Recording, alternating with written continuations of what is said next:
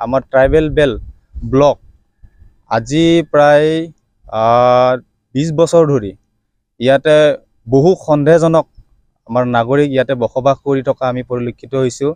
27/8/2023 তাৰিখে আমি সেইদিনাখন চিফ মিনিষ্টাৰক দিছিলোঁ। চিফ মিনিষ্টাৰ মহোদয় ডাঙৰীয়াই লগে লগে আমাৰ মৰিগাঁও আয়ুক্ত আমাৰ দেৱাশিষ ছাৰ শৰ্মাক নিৰ্দেশ দিছিলে যে এই খণ্ড বেষ্টনী যিবোৰ ট্ৰাইবেল বেল ব্লক আছিল সেইবোৰত যিবোৰ সন্দেহজনক নাগৰিকে বসবাস কৰি আছিলে সেইবোৰক অতি শীঘ্ৰে আপুনি বেদখল মুক্ত কৰক বুলিকে তেখেতক ভাৰবেলি এটা মানে দায়িত্ব দিছিলে। তেখেতে এই কথাখিনি কৰিম বুলি কয় আজিলৈকে তেখেতে কোনো ধৰণৰ তেনেকুৱাকৈ পদক্ষেপ লোৱাৰ আমাৰ পৰিলক্ষিত নহ'ল। মকৰীয়া আৰু নেলি পলাগুৰি এই যিখিনি অঞ্চল এই অঞ্চল বহুত বেদখল মুক্ত কৰিব লগা আমাৰ আছে আৰু ইয়াত বিভিন্ন ধৰণৰ মানুহ ইয়াতে আমি দেখাত পৰিলক্ষিত হৈছোঁ। কাৰণ আমি বিভিন্ন সমস্যাৰ সন্মুখীন হৈছোঁ। প্ৰায় গৰু ইয়াতে আমাৰ মকৰীয়াৰ পৰা নাই বুলিও আপোনাৰ 20-25 হালমান গৰু আমাৰ ইয়াৰ পৰা চুৰ হৈছে আৰু এই গৰুবোৰ আমাৰ আগতে তেনেকুৱাকৈ চুৰ হোৱা নাছিল।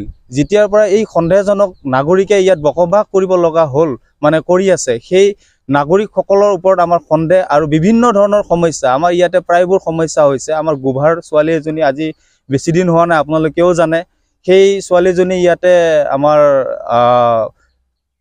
মানে জবৰদস্ত হৈছে। আমাৰ জাগিৰোড থানাৰ ইয়াতে এটা হেৰিও চলি আছে। তাৰ পাছত আৰু কেইবাটাও আমাৰ ইয়াৰে ৱাবুৰীৰে আজি 2-3 মাহমানৰ আগৰ কথা আছিলে ইয়াতো সেনেকুৱাকৈ হৈছিলে। নেলি থানাত তেখেতৰ ওপৰত মানে আমাৰ সন্দেহজনক লোকে ইয়াৰে আমাৰ ট্ৰাইবেল ছোৱালীবোৰক মানে তেনেকুৱাকৈ জবৰদস্ত কৰাৰ আমাৰ দেখিবলৈ পোৱা গৈছে। তেনেকুৱা নহওক বুলিকে আমি ইয়াৰে স্মাৰক পত্ৰ আমাৰ মন্ত্ৰী মহোদয়ক আমি প্ৰদান কৰিছিলোঁ, কিন্তু আজিলৈকে কোনো ধৰণৰ তেনেকুৱাকৈ পদক্ষেপ আমি হাতত লোৱা নাই। আমাৰ মন্ত্ৰী মহোদয়লৈ আৰু অসম চৰকাৰলৈ আমাৰ ইয়াৰ প্ৰশ্ন আজিলৈকে কিয় কৰিব পৰা নাই। আমাৰ তিৱা জনজাতি মানে এলেকা আমাৰ তিৱা জনজাতি এলেকাক আজিলৈকে এনেকুৱাকৈ উচ্ছেদ কৰিব নোৱাৰা মূল কাৰণটো হৈছে কি সেইখিনিয়ে আমাৰ অসম চৰকাৰৰ লৈ অনুৰোধ আৰু আমাৰ স্থানীয় বিধায়ক তথা মন্ত্ৰী মহোদয়লৈ আমাৰো অনুৰোধ যাতে আমাৰ এই ট্ৰাইবেল বেল এণ্ড ব্লকত যিবোৰ সন্দেহজনক নাগৰিকে বসবাস কৰি আছে তেখেতসকলক যাতে অতি শীঘ্ৰে উচ্ছেদ কৰে তাৰ বাবে আমি অনুৰোধ জনাইছোঁ। নহ'লে আমি ৰাজহুৱাভাৱে ইয়াৰ মানে দীৰ্ঘদিনীয়া আন্দোলন আমি আমাৰ নেলি এৰিয়াৰ বা নেলি আঞ্চলিক মানে যিটো আমাৰ ইয়াতে নেলি পঞ্চায়ত যিমানখিনি এলেকা আছে আমাৰ পলাগুৰি বেল এণ্ড ব্লক যিখিনি আমাৰ ইয়াতে এৰিয়া পৰে সেই এৰিয়াৰ মানুহখিনি আমি গোটেইখিনি এক হৈ আমি ইয়াতে জংগী আন্দোলন কাৰ্যসূচী আমি ঘোষণা কৰিবলৈ বাধ্য হ'ম। আমাৰ এইটো হৈছে ট্ৰাইবেল বেল্ট এৰিয়া, গতিকে আমি বহুত জ্বলন্ত সমস্যাত ভুগিছোঁ আৰু এই সমস্যাবিলাক দূৰ কৰিবৰ কাৰণে আমি অসম চৰকাৰৰ মুখ্যমন্ত্ৰী তথা আমাৰ জাগিৰোড সমষ্টিৰ বিধায়কক আমি অনুৰোধ জনাইছোঁ যে আমাৰ এই সমস্যাবিলাক সোনকালে সমাধান কৰি দিয়ে।